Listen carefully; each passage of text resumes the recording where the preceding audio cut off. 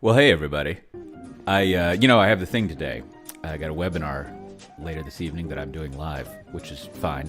And boy, I don't really like rehearsing things very much at all. So I thought what I should do. For some reason, when I broadcast stuff, I enjoy doing it more. So I don't know if I'm gonna go over the whole talk because you should register for the webinar instead. Wouldn't that be the much better thing to do? But I'll go over it here. Also, I need to remember what the deal with the talk is. Because, as you probably also recall, I am not always the best at remembering things long term. And because of the way that I'm doing it, I don't know if I'll be able to see the show notes. The notes. That is an annoying thing, not being able to see the notes. Anyhow, I was getting distracted there. So first, hey, I've got something cool. Check this out. First of all, we've got our Spring One conference coming up December 6th and 8th. You should definitely check that out. It's going to be in San Francisco, December 6th to 8th. I have a talk there, which you can get a little preview of, actually, with another recorded talk online that we have. But anyhow, you should go check it out. It's got a bunch of developer stuff, operations things, any stuff, and also stuff in my area more about practices, process, and culture. But if you go to spring1.io and register, as I'm sure you'll want to, you can use the code COTE200 to get $200 off registration. But it should be a lot of fun. We're going to be doing some streaming and recording and stuff there, kind of like related to what we did in at VMware Explorer, where we were able to do a bunch of Tanzu Talk stuff there as well. A very nice stage and crew and setup there. I think we're going to be doing it a little bit less grandiose, which is fine. That stage was great. It was good stuff, and then we'll have a little more spunky, if that's a word for how we'll be doing it. But anyhow, you should check out that conference at spring1.io. And as you can see scrolling, you can use this code to get $200 off. So speaking of that, let me mention another thing that we have going on. And the stuff that I'm going to talk about is going to be you can go to tanzutalk.com to find it here. But yesterday evening, my co-author of this Legacy Trap stuff I've been doing, Mark Zotner, we finally had a talk going over what is in the Legacy Trap, what it looks like. Let me give you a little view of what that is. And yes, it's a webinar. That's what things are that I'm talking about. You can tell I'm a little present screen, a little shaky in my talking pretty skills. Let's share this window. But what you can see here, let's go take a look at it. So first of all, let me go here. You can, if you go here, and there's a link to it at tanzutalk.com/videos. But I had a lot of fun doing this talk with Mark, but it's a nice talk where we kind of go over the idea of the book and a little bit of what's in it. Nothing extremely detailed, but what you can also get to if you go over here and watch it. I'll click on it and see what happens. I think my content blockers are getting a little too excited about stuff. But anyhow, when you watch this here, you will be able to download the paper that we have that we finally published, and that paper is pretty good stuff. It's nice and short, and I wrote it, so I think it's great. But you can take a look at it if you go to tanzutalk.com/videos. Like, here it is. Let's check out this paper. It's not like we worked on this continuously for a year, but we did work on it a long time. And so let me bring that share here. Is it presenting I want to do? I'll show you present screen. What? Here we go. let me put it over here. I don't know. I'll just do this. Who cares? Oh yeah, you can see that. Well, that was dumb of me. But it's not the first time I've done dumb stuff. But you can see we've got, it's only about 42 pages, but we've been working on this for like a year or so, obviously on and off. And it's nice. I know I'm just scrolling through text, but let's see. Ooh, Mark did a lot of graphics. Check out that kind of fun stuff right there. But it's a good overview of, like, again, you should just watch the overview to get the overview.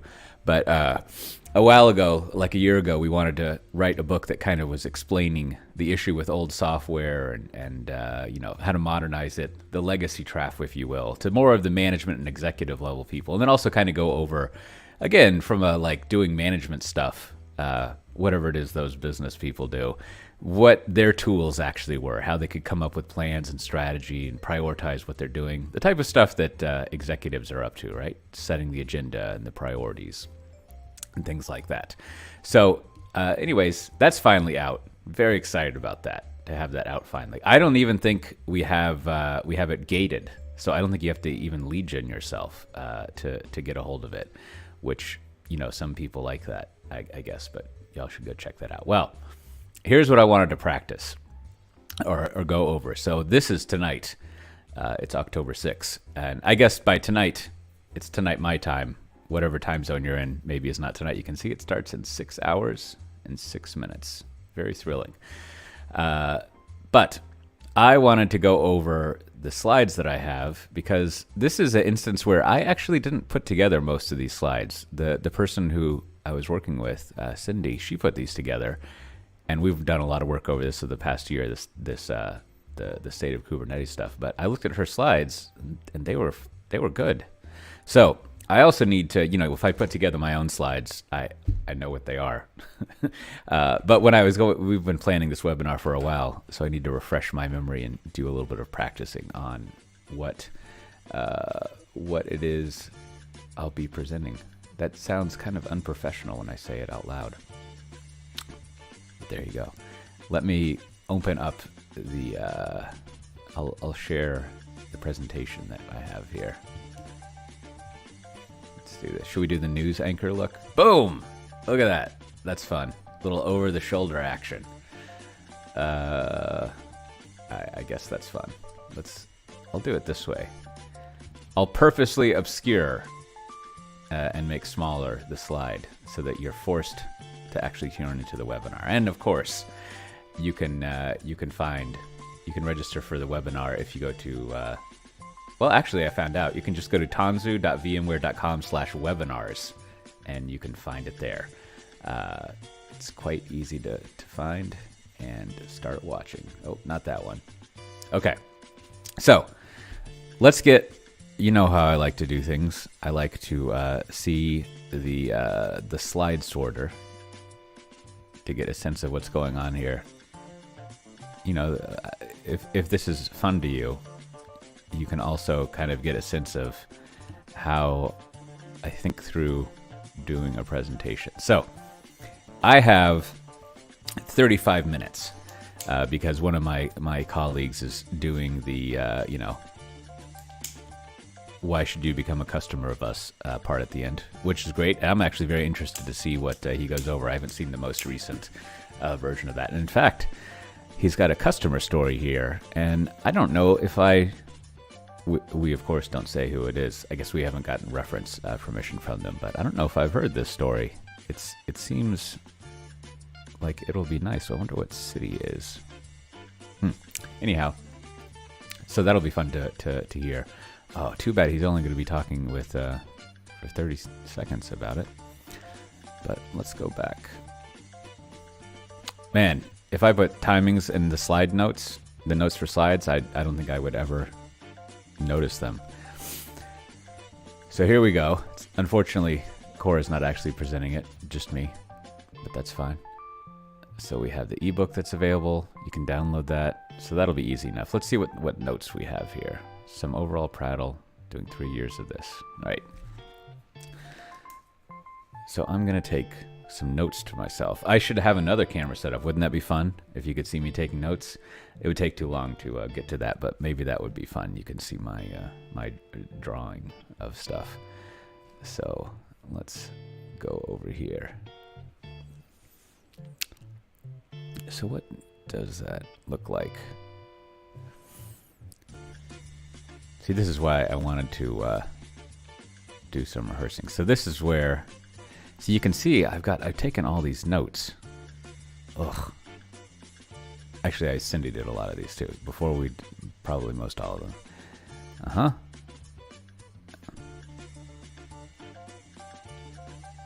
Mm-hmm.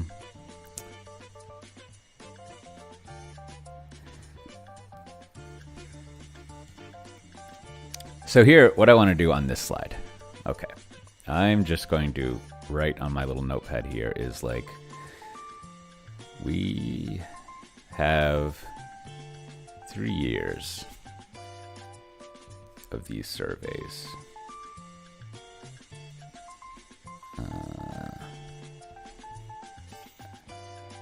I get to do an analysis of them.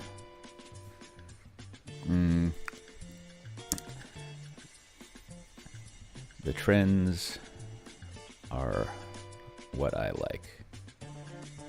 All right. And then, of course, you know, you can get them all for free. Okay. Then the next one is the demographics. Always with these kinds of surveys, it's incredibly important to look at the demographics and kind of use it to shade the way you think about things, right? So we have 776 IT people. The survey's so it's 1,000 plus size organizations, and then the 776 IT people who are responsible for Kubernetes. Uh-huh.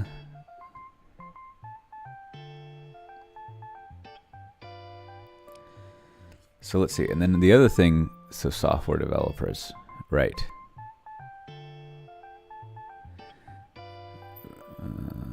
Number of software developers at the company, right? So that's important. Mm-hmm.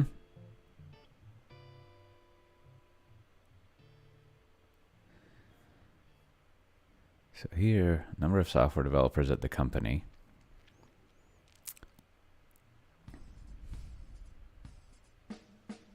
Mm-hmm. And then also notice that there's lots of devs. There's lots of devs. Because why else would you run Kate now? Mostly. So that's always a good point, right? Like the reason you would want to run Kubernetes is to support your own applications. I think over time, I'm looking at the screen instead of the camera. I think over time, as more people just ship regular application software, enterprise application software that Kubernetes runs on Kubernetes, then maybe you won't do it only for custom written applications, but probably still running your own applications would make more sense. Because over time, those enterprise applications probably also will move more and more to public cloud, to software as a service. So that kind of only leaves apps there. So let's move on to the next slide. So here, this is number of containers. Now, this is a kind of chart I find hard to read, so I have to kind of not read it. So share of clusters, So you can see, so here,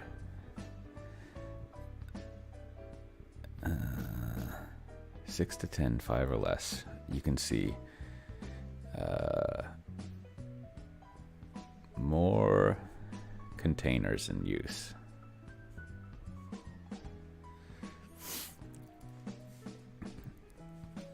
Basically, scaling to more apps.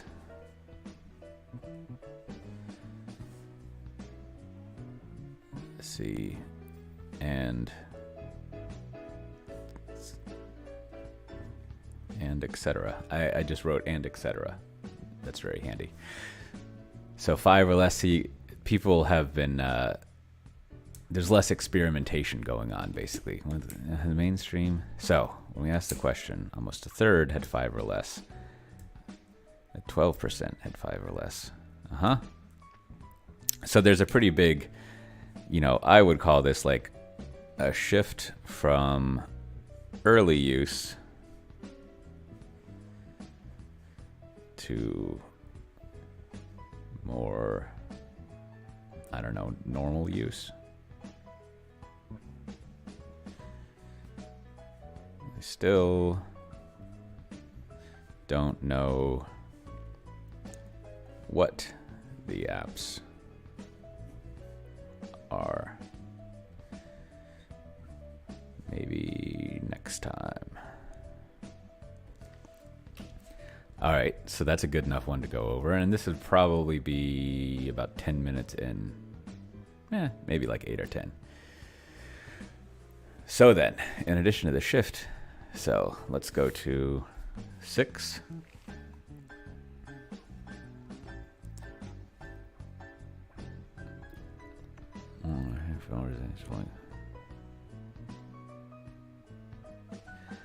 Let's see. Forecast for more use.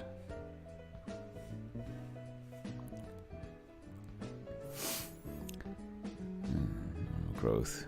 So what would we say here? Nearly half of organizations expect these numbers to rise even more. So 48% are going to grow. Going to grow. Right. So again,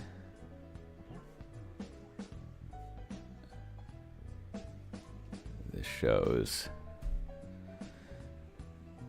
acceptance of Kate's. And then I'll throw in like anecdotally, which is a word I have spelled ANECDOTLY. Is that how you spell anecdotally? I don't think so. Anecdotally,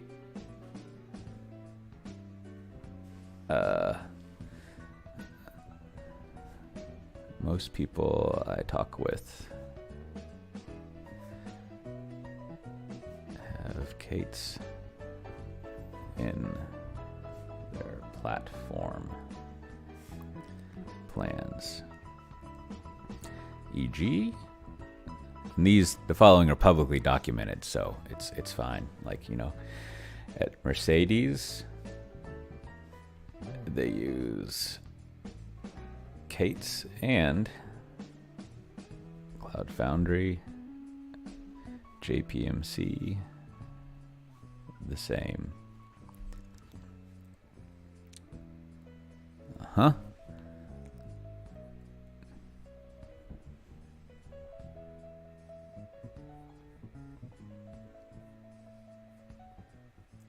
So then here, let me see, multi-cloud, security is still a concern.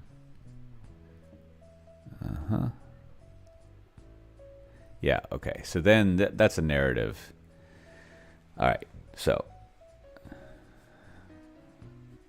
why? So the benefits.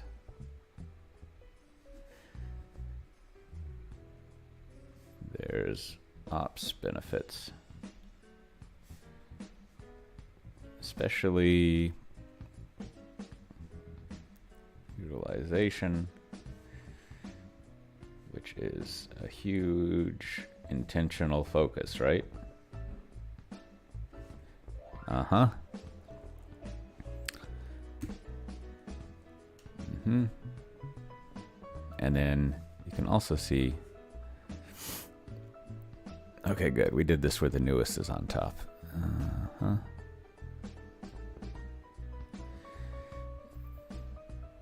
So enabling multi-cloud strategies. All right, and I'll go to the next one. Speaking of, so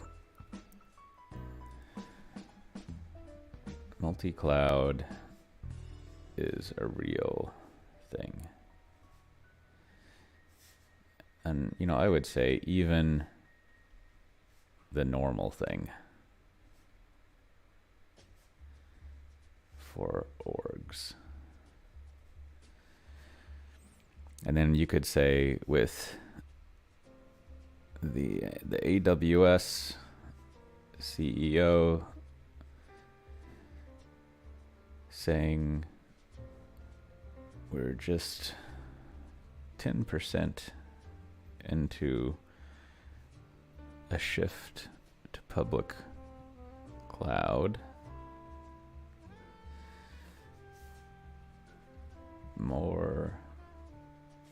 Basically more multi-cloud in the future. I mean, not to mention multi-public clouds and everything. But I think, so this is year over year, right? And you can see that shift pretty nicely, right? Where it has gone, it's changed. I mean, you know, these kind of numbers are always a little small, but you can see an increase in doing multi-cloud stuff, which is good. So then, the next ones are kind of in my I've run out of paper, and I've even got big paper as you can see here. So, what will I do? I gave my normal pad to the baby to use. However, I still have this one back here. So, let's use this.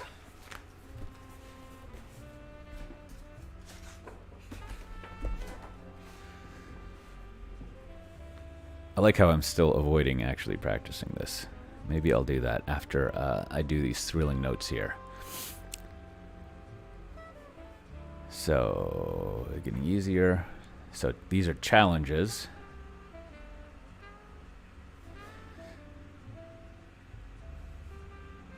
So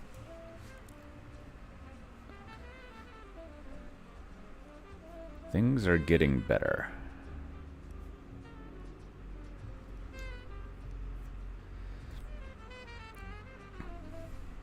And then security was 46 last year. Security has risen. Like skills and knowledge seem better, right? Risen. And generally, you know,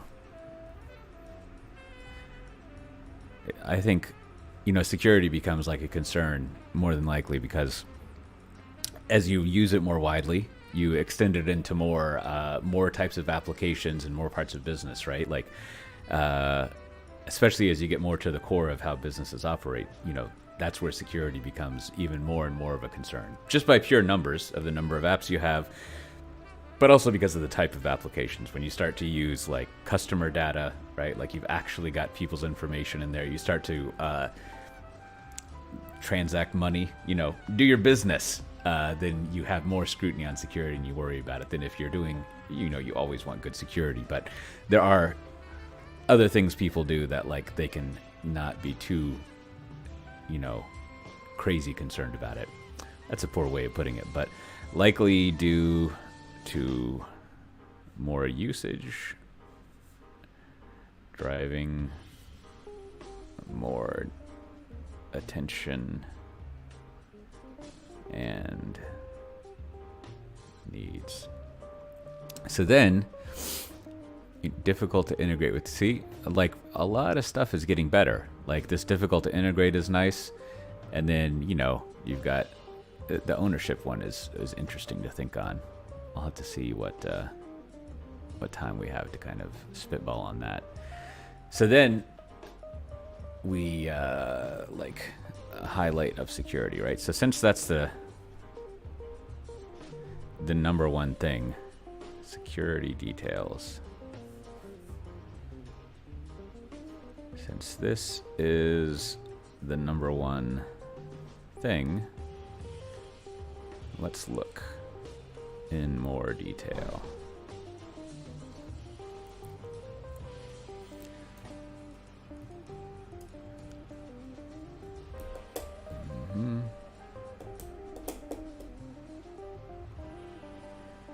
This means you should get it.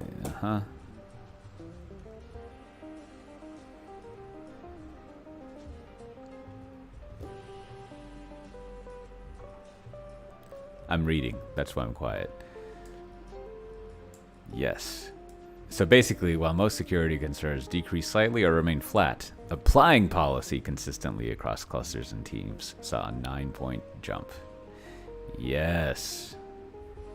Controlling access to clusters. Securing container workloads. So I think that's what I want to highlight is that, and I think it's Cindy who of course came up with this. She, like I said, she should be giving this talk. I mean, one, because I'm lazy, but no, it'll actually be fun to talk about. But she did a great job putting this together and thinking about what to document here. So more teams using Kates means they need to apply policy more. Yep. And, the open nature of Kates means devs can do whatever.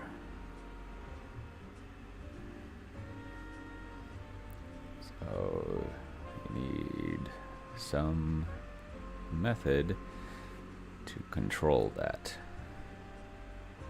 Control and innovation. You can have them both. Control and innovation. All right, then finally, this is the slide that I use all the time if you've seen recent talks from me, especially about platform engineering. So, app devs. Let's look at developers.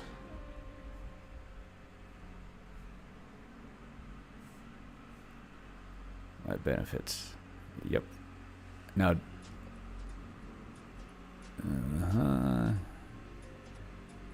realize from operating. Improved. Right. So, let's look at developers.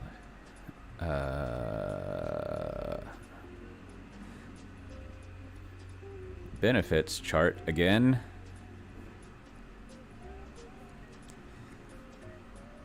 But with more. And this is where year over year is great. And let me make sure the order is right. Yep. So you can see benefits for devs have decreased like a lot, which is kind of a bummer, right? Whereas the other benefits have been increasing. And again,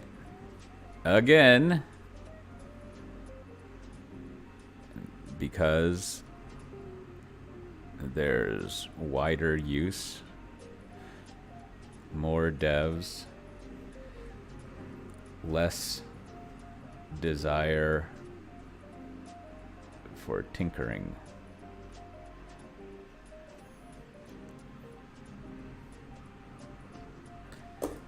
Right. So let's see what notes I wrote to myself. Where my someone left the back doors open to our little terrace, as some people say, and for some reason I'm super chilly, super cold. Well, this isn't 100% perfect. The main way I judge. Yep. Okay. I think I've got a handle on this now. Someone should write do a write-up of this, like I have done. Yeah. I just write the blog posts here. There's actually several people who actually work on the survey and the report that we have, which is really great. Like, I genuinely enjoy it. The CNCF also has a nice survey that if you throw it together with this one, you get pretty good stuff. They have some slightly different findings, especially when it comes to deployment frequency, which I think is interesting that there's differences there. Anyhow, that's the presentation there. Let's go back to just my big old head. So, if you want to check that out, it's pretty easy to sign up for that webinar. Where would you do that? Oh, good question. If you go to tanzutalk.com/videos, I'll have to remember to put a link there, but you can find that link. But really where you should go is you should go to tanzu.vmware.com/webinars. And that will send you off to a list of all the great webinars we have, which, the word webinar people don't like. I just think of it as a talk that you're watching. The thing about webinar content and any content is people want interesting, good content, whatever you want to call it, or just things that they see. So there's nothing about the medium of a webinar that makes it bad in so much, in the same way that there's nothing about the medium of paper that makes it good or bad. It's really what's on there. And that's not exactly true with paper. It's kind of fun to write on paper and it feels nice. And anyhow, I'm ruining my own little commentary there. But, you can go to tanzu.vmware.com/webinars and find out how to register for that, or just search around for it, and I'll put a link to it there on the webpage as well. If you want to just go to tanzutalk.com and click on the videos tab, and you'll see it there. And then, in addition to that, before I leave, hey, did you know that we have a conference, Spring 1, coming up? It's December 6th and 8th and 7th. It'll be in San Francisco. If you're interested in that legacy stuff, I think that's the talk. I think Mark and I are giving the legacy trap talk, which we should hopefully, I always like to update presentations a little bit, but that'll be fun. But you can get $200 off if you use the code COTE200 when you register, which should be fun to do. Also, if you're interested in being a sponsor there, I got a hold of what they call, you'll know what a prospectus is, but it's a good opportunity to come and reach an interesting crowd of developers and operations people, but then also people from the business side with what you're doing there. So, you can get a hold of me if you're really interested in the prospectus. A very small amount of people, I would imagine, in the world, because there's not that many people who sponsor conferences in the global world, tech conferences, but you should check that out. All right, well, I think that's going to be it for today. Now I'm going to go and actually practice this after I have some lunch. But, if you want to see the actual presentation, and then the part at the end I'm looking forward to is the most recent kind of overview of what we do with the Tanzu application platform and Tanzu Kubernetes for our operations. I always think of it for operators, but I think it's for operations. I should probably know what the actual name is, which is why, it's great to see the most recent version of it. Let me look up here and see. There you go. VMware Tanzu for Kubernetes operations, not operators. Either way is fine. Doesn't really matter. TKO, we like to call it. But that'll be the second half of the presentation of the talk, which will be good. And then there'll be the chance to ask questions. Now, in theory, when I'm doing streaming, I'm supposed to answer questions from the audience, but I never do. Sorry about that. But you should check out the webinar. It's going to be later today. And also there'll be a recording that you can go watch if you want to. So with that, we'll see everyone next time. Bye-bye.